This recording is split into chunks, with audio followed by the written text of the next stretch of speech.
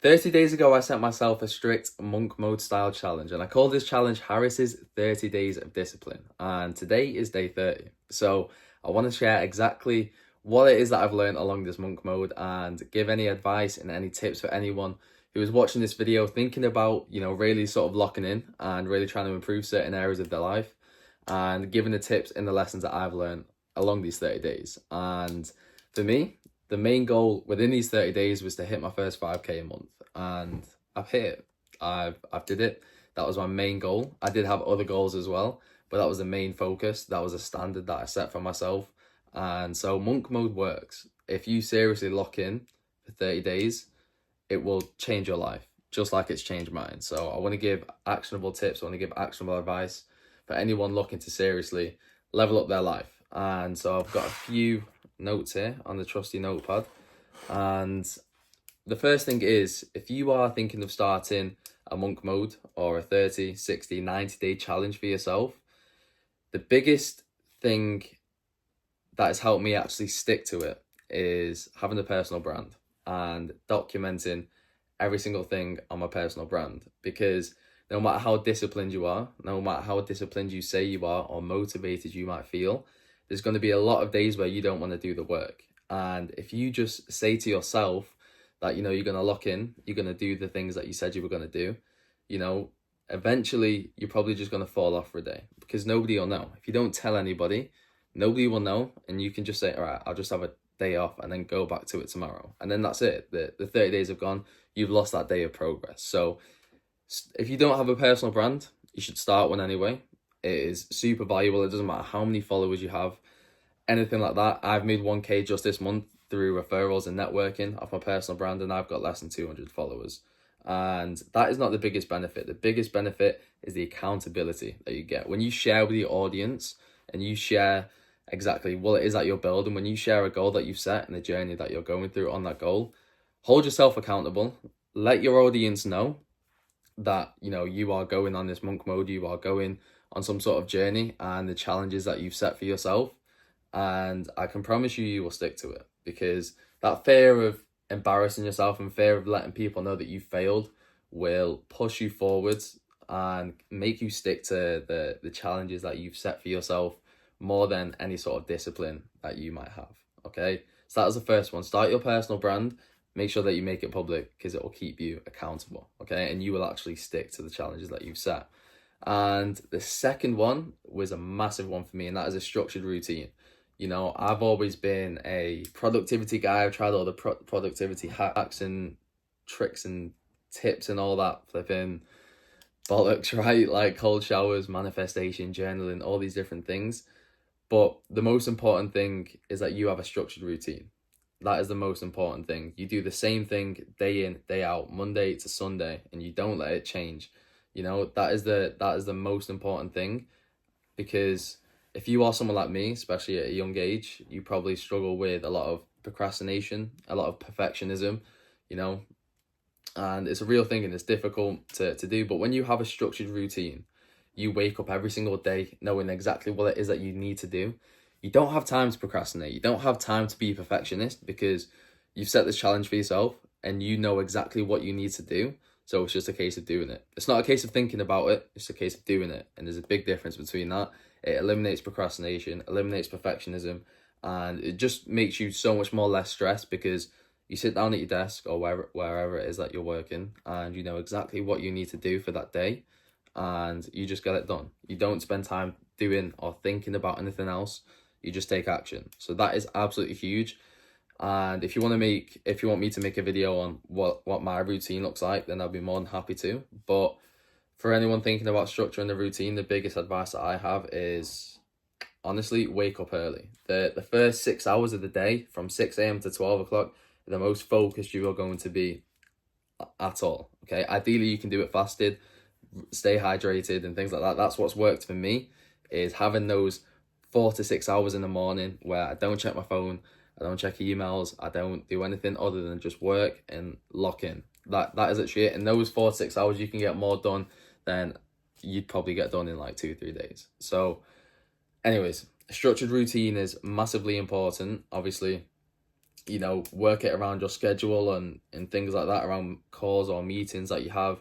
You know, when you go to the gym and things like that, try out different routines that suit you, but make sure that you have a structured one and that you're not just waking up every single day writing out your to-do list. Okay, I've got to do this, I've got to do this, I've got to do this. You should already know the night before, and you just, as soon as you wake up, you get to work and you know exactly what it is that you need to do.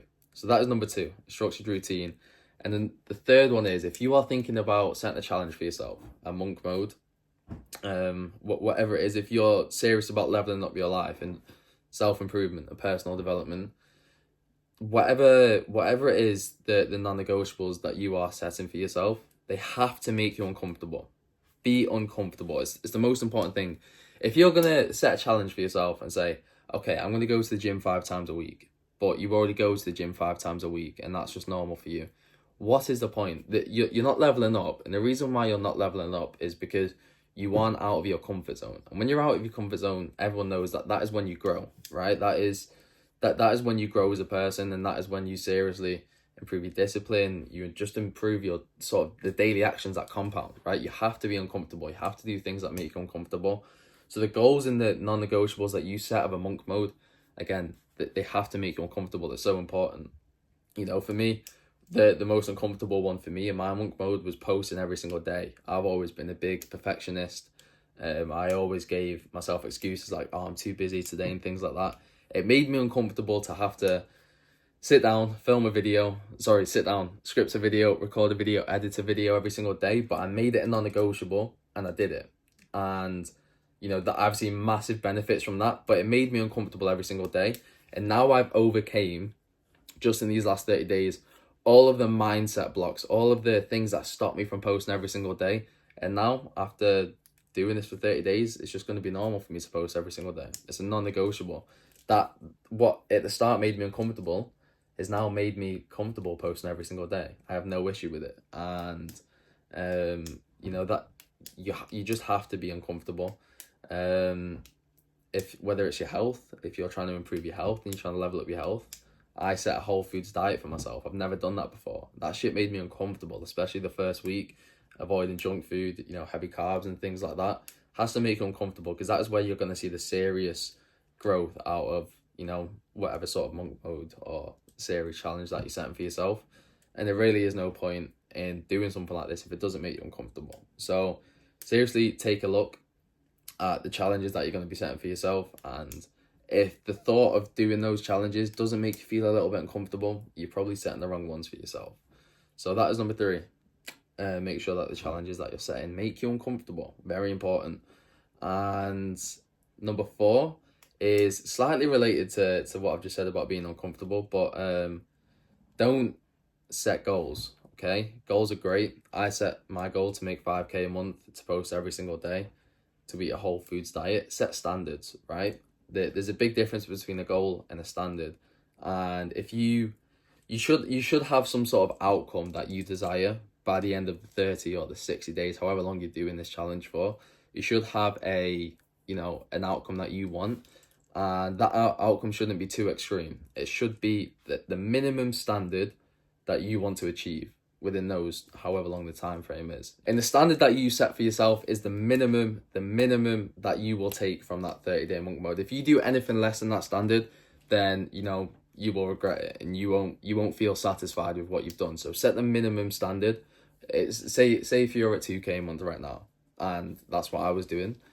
The minimum standard for me was like, right, okay, if I'm not making 5K by the end of this month, I will be pissed off with myself, and I just, you know, the thought of not achieving that is scary to me. Okay, so that is the minimum standard that you have to set for yourself. But yeah, very important. When I say don't set goals, obviously you are setting a goal, but just make sure that goal is a standard and it's not just a generic, unuseful goal, right? Like a goal that you just write down on a whiteboard and you never look at again.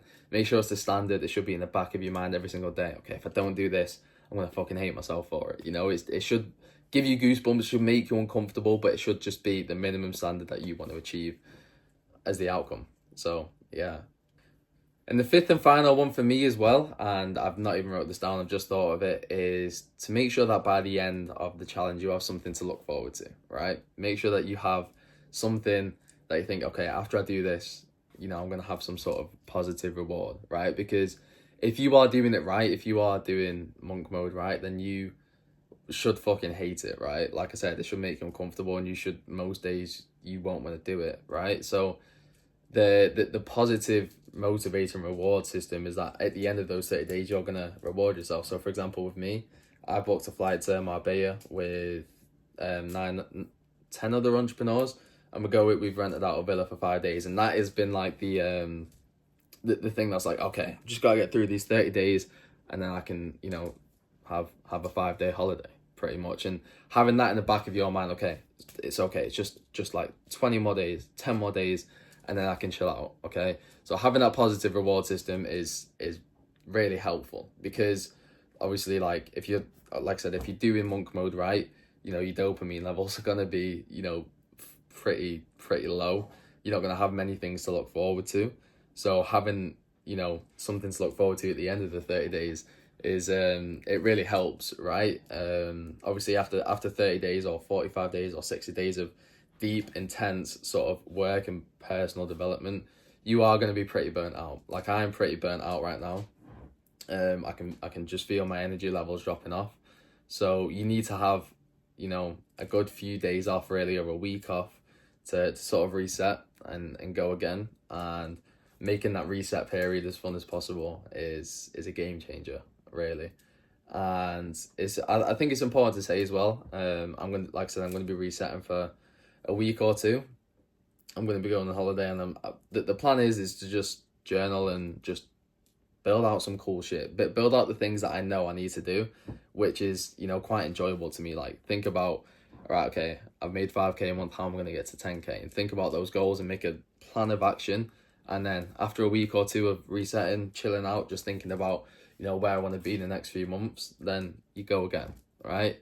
So to summarize everything that I've said, if you're going to start a monk mode or a 30-day challenge for yourself, just like I have, make sure that you document it on your personal brand. It's going to hold you accountable. It's going to make you stick to it, okay? Number 2 is make sure you have a structured routine for yourself. You don't want to be waking up in the morning wondering what you need to do. You should know exactly what you need to do so that you don't think about it and you just do it. Set a structured routine. It might change, but make sure that you do it. Number 3 is make sure that it makes you uncomfortable, because that is where you are going to grow. Very simple. Number 4 is to not set goals and set standards for yourself. And number 5 is to have a positive reward system for after that monk mode or the 30 days, however long the time frame is. So those are the things that I've learned. I've seen massive success with it just this month, and I'm definitely going to be doing it again with probably in like another month, to be honest. I might even do one for 45 or 60 days. The progress that you make is, I've made more progress this month than I probably would have made in like 3 months, right? So I'd highly recommend it. And, you know, if you have got any questions or you're not sure on what sort of non-negotiables or challenges to set for yourself, drop me a DM. I'd be more than happy to help you out. But yeah, that's it. Cheers to day 30. I'm going to take a few days off content, and we're going to come back and film out some even more banging content. So I can't wait. And yeah, that's everything.